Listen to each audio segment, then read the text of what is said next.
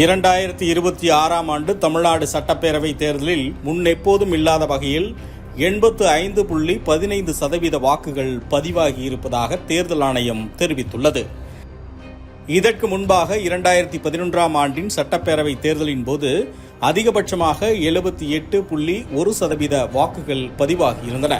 அந்த முறை ஆட்சியில் இருந்த திமுகவை வீழ்த்தி ஜெயலலிதா தலைமையிலான அதிமுக ஆட்சியை பிடித்தது. இந்த முறை வாக்குப்பதிவு சதவிகித உயர்வு யாருக்கு சாதகமாக அமையப் போகிறது என்ற விவாதங்கள் எழத் தொடங்கியுள்ளன.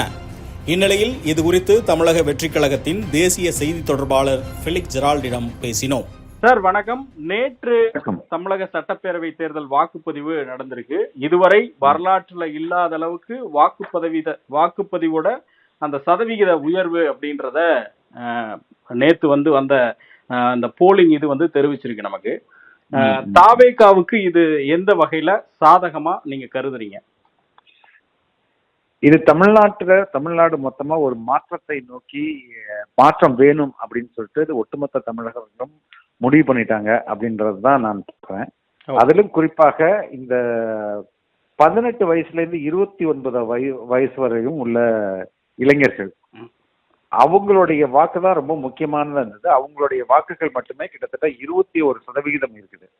1,21,21 லட்சம் இந்த 18ல இருந்து 29 வயது உள்ள வாக்காளர்கள். இதுல பாத்தீங்கன்னா கிட்டத்தட்ட ஆண்கள்ல மட்டும் 87.4%, பெண்கள்ல 89%, இப்ப 89.6% வாக்காளர்கள் வாக்களிச்சிருக்காங்க. ஆவரேஜா இவங்க 88% வாக்கு. இதுதான் இந்த ஒட்டுமொத்த வாக்கு சதவிகிதம் உயர்ந்ததுக்கு ஒரு மிகப்பெரிய காரணி இந்த வாக்காளர்கள் தான். அதே மாதிரி பாத்தீங்கன்னா 18ல இருந்து 19 வயது வரையும் முதல் முறையாக வாக்குப்பதிவு செலுத்தக்கூடிய அந்த யங் ஓட்டர்ஸ் சொல்லுவாங்க, ஃபர்ஸ்ட் டைம் ஓட்டர்ஸ். அவங்க கிட்டத்தட்ட 14.6 லட்சம், 14,60,000 வச்சுக்கலாமே. அந்த 14.6 லட்சம் வாக்காளர்கள், அவங்கள பாத்தீங்கன்னா 92% வாக்காளர்கள் 92% வரையும் அவங்க வாக்குப்பதிவு செய்திருக்காங்க. அதே போல நேற்று நடந்த வாக்குப்பதிவுல மொத்தம் 88%. அதுல பெண்கள் ஆல்மோஸ்ட் 85% வாக்குப்பதிவு பண்ணிருக்காங்க. ஆண்கள் 83% தான் பண்ணிருக்காங்க. அப்ப இங்க இந்த முதல் முறை வாக்காளர்களும் 18ல இருந்து 29 வயதுடைய வாக்காளர்களும் பெண் வாக்காளர்களும் இவங்க எல்லாமே தாவேகாவுக்கு சாதகமான வாக்காளர்கள்.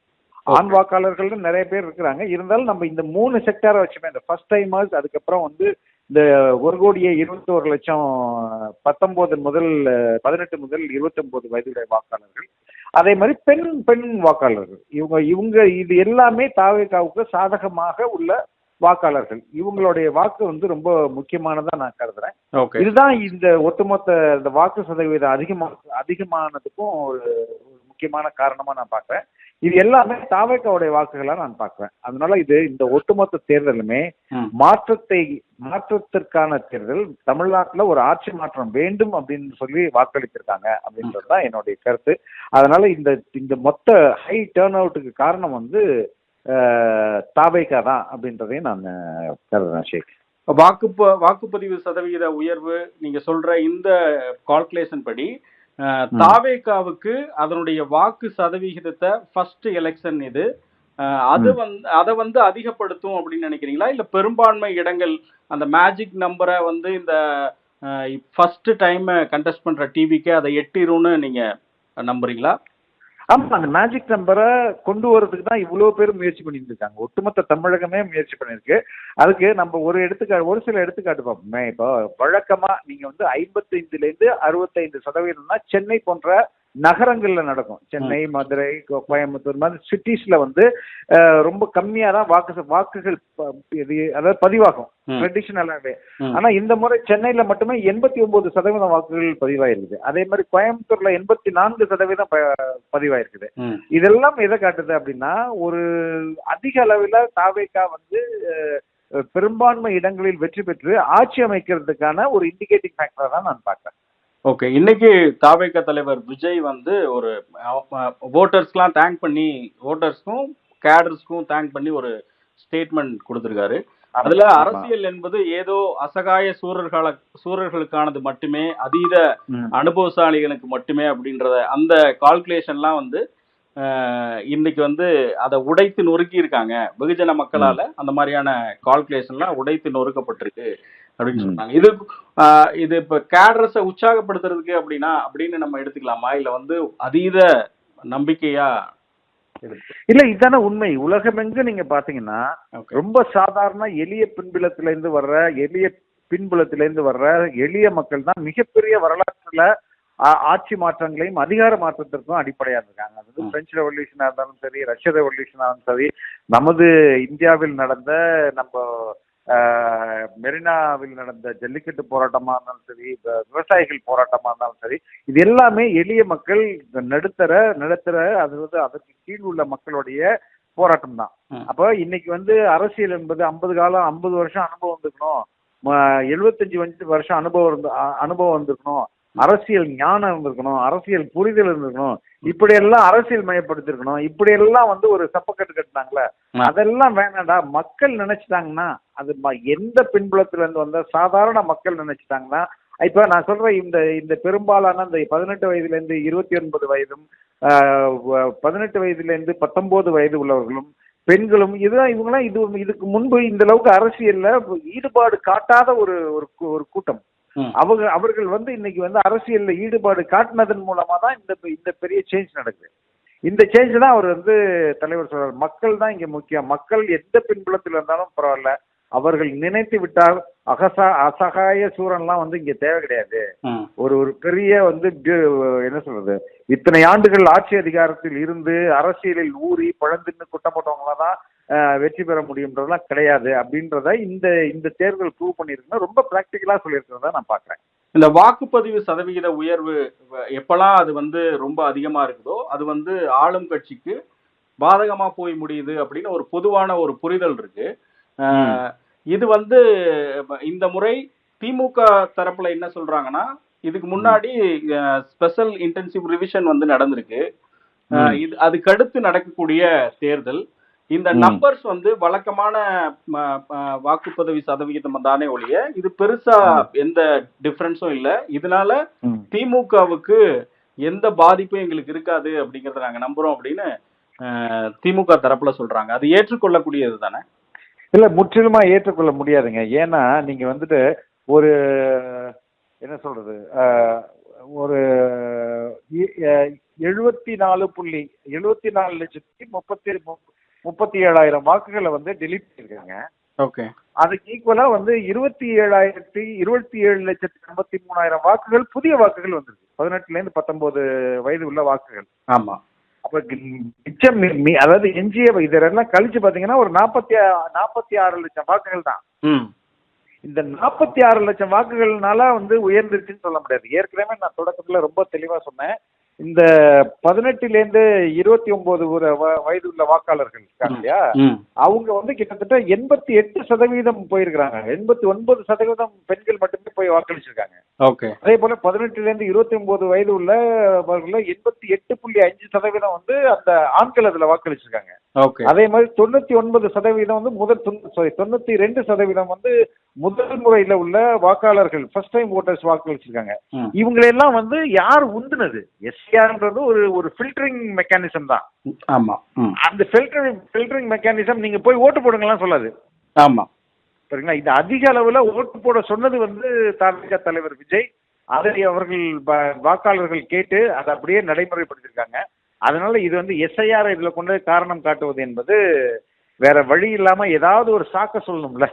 கடைசி நிமிடத்துல கூட அப்படிலாம் இல்லைங்க, டிவிக்கு ஒரு பொருட்டே இல்லைங்க அப்படின்னு சொல்லுவதற்கு ஒரு வைக்கப்படுகிற ஒரு மொக்கையான ஒரு தர்க்கமே தெரிஞ்ச ஆர்குமெண்ட்டை தவிர உண்மை அது இல்லை. உண்மை மக்கள் வந்து அதிக அளவில் முடிவு பண்ணிட்டாங்க இங்கே ஒரு மாற்றம் தேவை அப்படின்றது. அதனால வந்த எழுச்சி தான் இது. ஓகே. அப்ப இந்த எலெக்ஷன் வந்து தாவேகாவுக்கு சாதகமா இருக்கும். எப்படி வந்து 1967ல காங்கிரஸ திமுக வீழ்த்துச்சோ அது மாதிரி அப்பவும் கிட்டத்தட்ட 76.57 அப்படின்ற தேர்தல் ஆணையம் சொல்லியிருக்காங்க. அந்த மாதிரியான ஒரு சேஞ்சஸ் இருக்கும் அப்படின்றத ஆணித்தரமா நீங்க உறுதியா நம்புறீங்க? இல்ல வெளிப்படையா அது, அதாவது கைப்பொண்ணுக்கு கண்ணாடி எதுக்குன்னு சொல்ற மாதிரி உள்ளங்கை நெல்லிக்கனி மாதிரி இது. இது எல்லாருக்குமே இது வந்து factor. If you look at spade a spade, இது ரொம்ப கிளீனா தெரியும். இது இவ்வளவு பெரிய மாற்றத்திற்கான அடிப்படை காரணமே மக்கள் they want a change. Okay. அதோடைய நேரடியான சைடு எஃபெக்ட் தான், இல்லைன்னா அது நேரடியான இண்டிகேட்டர் தான் இந்த இவ்வளோ திரள்ல வாக்கு சதவீதம் நமக்கு வந்திருக்கு. ஓகே சார், ரொம்ப தேங்க்யூ ஸோ மச். தேங்க்யூ ஷேக். சமீபத்தில் நடந்த வாக்காளர் பட்டியல் சிறப்பு தீவிர திருத்தத்தின் காரணமாகவே சதவிகிதத்தில் வித்தியாசம் இருப்பதாகவும் திமுகவிற்கு பாதிப்பு எதுவும் இல்லை என்றும் நம்மிடம் தெரிவித்தார் திமுக செய்தி தொடர்பாளர் சேலம் தரணிதரன். வழக்கமா பதிவார மாதிரி தான் இருக்கு. ஓகே. ஒரு பெரிய வித்தியாசம் என்னன்னா இந்த தடவை எஸ்ஐஆர்ல வந்து நிறைய வாக்காளர்களை நீக்கியிருக்காங்க. ஓகே. இறந்தவர்கள், அதுக்கப்புறம் ஒரு சிலவங்க வந்து இப்ப உதாரணத்துக்கு தூத்துக்குடியில இருந்து சென்னை வந்திருப்பாங்க, மதுரையில இருந்து சென்னை வந்திருப்பாங்க, இல்ல சேலத்துல இருந்து ஏதோ ஒரு ஊருக்கு போயிருப்பாங்க. ஓகே. அவங்களுக்கு 2 இடத்துலயும் ஒரு வாக்குப்பதிவு இருந்திருக்கும். அதெல்லாம் கிளீன் அப் பண்ணதுனால இந்த 70 லட்சத்தை நீக்கின 70 லட்சத்தை நீங்க 21 ரோஸ்லயே மைனஸ் பண்ணுங்களேன். ஓகே. உங்களுக்கு ஆக்சுவலா 81% வரும். ஸோ மீதி ஒரு 2-3% இன்க்ரீஸ் இருக்கு. ஓகே. அந்த இன்க்ரீஸ் வந்து ஓவராலாவே நீங்க ஒவ்வொரு எலெக்ஷன் எடுத்து பாத்தீங்கன்னா ஒரு ஃபியூ பர்சன்டேஜ் வந்து across India across polls vote percentage increase ஆகி தான் இருக்கு. என்ன எப்படினாலும் எலெக்ஷன் முடிஞ்சிருச்சு, சரிங்களா, நம்ம ஜெயிக்க போறது உறுதி. ப்ரொபகண்டா பண்ணா என்ன போகுது? ஓகே. இல்ல இது ஒரு விஜய் வருகை தான் இதுக்கு காரணம்னு சொல்ற அந்த தியரிக்கு உங்களோட பதில் என்ன வரும்? விஜயோட ஃபேக்டர் தான் இதுக்கு. சார் நான் ஒரு காமன் லாஜிக் என்னன்னா, நிறைய கட்சிகள் வர வர நிறைய வாக்கு சதவீதம் அதிகரிச்சு தான் இருக்கும். ஓகே. சரிங்களா, அதுல எந்த விஷயமும் கிடையாது. இப்ப வெறும் 2 கட்சி இருக்குன்னா ஒரு 60% 4 கட்சி வருதுன்னா இன்னொரு 3-4% வரும். அதனால விஜய் ஜெயிப்பாரு, இல்ல விஜய்னால வந்து ஒரு பெரிய வாக்கு சதவீதம் வாங்க முடியுங்கிறதுக்கு நம்பிக்கைத்தன்மை இல்ல. ஒரு சில சதவீதங்கள் வாங்கலாம்.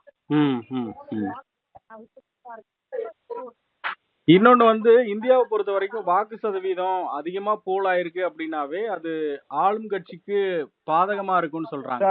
சார் அது நான் சொல்லிட்டு உங்களுக்கு விளக்கம். அது வந்து ஒரு காரலேஷன் தான், காசலேஷன் இல்ல. ஓகே. வெஸ்ட் பெங்கால பாத்தீங்கன்னா 93% இருக்கு. இந்தியா ஃபுல்லாவே வாக்குப்பதிவு அதிகம் தான் இருக்கு எஸ்ஐஆருக்கு அப்புறம். ஓகே. பீகார்ல இருந்து இப்ப வரைக்கும் பீகார்ல இருந்து அதிகரிச்சது அதே கவர்மெண்ட் தானே திருப்பி வந்தாங்க. கரெக்ட்.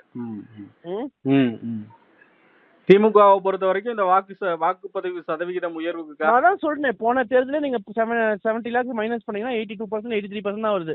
ஓகே. சரிங்களா, அப்ப நீங்க கேட்பீங்க கொஞ்சம் பேர் இப்ப அதுங்களும் இப்ப இருந்து 21 வரைக்கும் இறந்துருப்பாங்கன்னு. அதுக்குதான் ஈக்குவலண்டா புது ஓட்டர்ஸ் வந்திருப்பாங்க. ஓகே. ரெண்டும் டேலி ஆயிடுது, அவ்வளவுதான். ஓகே. இது வந்து உங்களோட திமுக பெறக்கூடிய வாக்குகளுடைய சதவிகிதத்தை எந்த அளவையும் 2%, 2.5% இன்க்ரீஸ் ஆயிருக்கு. ஓகே. உயர்ந்திருக்குன்றீங்க. நம்ம சொல்ற மாதிரி 13% தான் உயரல. ஓகே.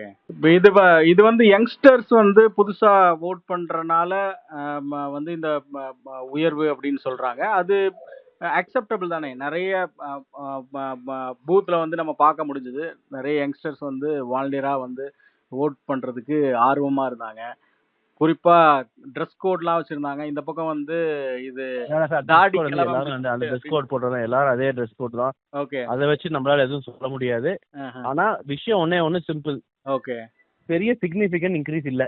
ஓகே. நான் சொல்லிட்டேன், போன தடவை ஓட்டர் லிஸ்ட்ல நீங்க -70 lakhs பண்ணுங்க, டிவைட் பண்ணுங்க, 81.5% வரும். ஓகேவா? ஓகே. ஓகே. அதுல எந்த மாற்றமும் இல்ல. ஓகே.